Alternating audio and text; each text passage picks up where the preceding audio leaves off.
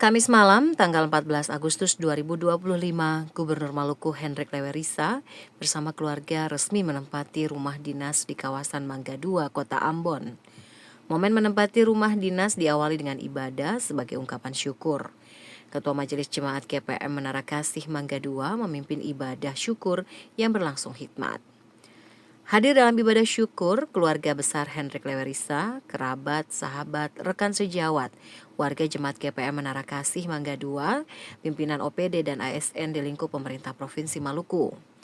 Gubernur Maluku Hendrik Lewerisa mengaku bersyukur kehadirat Tuhan karena hanya dengan kasih dan penyertaan serta anugerahnya, ia bersama keluarga dapat menempati rumah dinas di kawasan Mangga II Ambon setelah 6 bulan memimpin Maluku.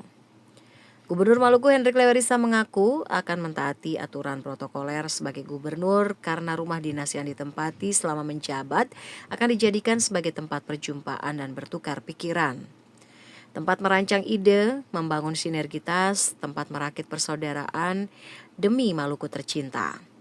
Rumah dinas yang ditempati oleh Gubernur Hendrik Lewerisa akan disebutnya sebagai rumah inspirasi Par Maluku Pungbai.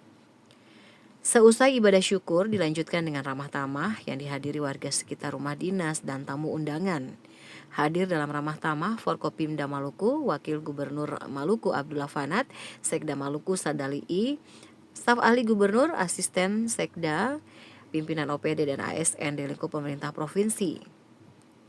Turut hadir dalam ramah tamah ini keluarga besar Partai Gerindra Maluku, relawan Lawamena, keluarga besar Nusa Halawano, alumni Fakultas Hukum Unpati Angkatan 86, dan alumni SMA Negeri Saparua.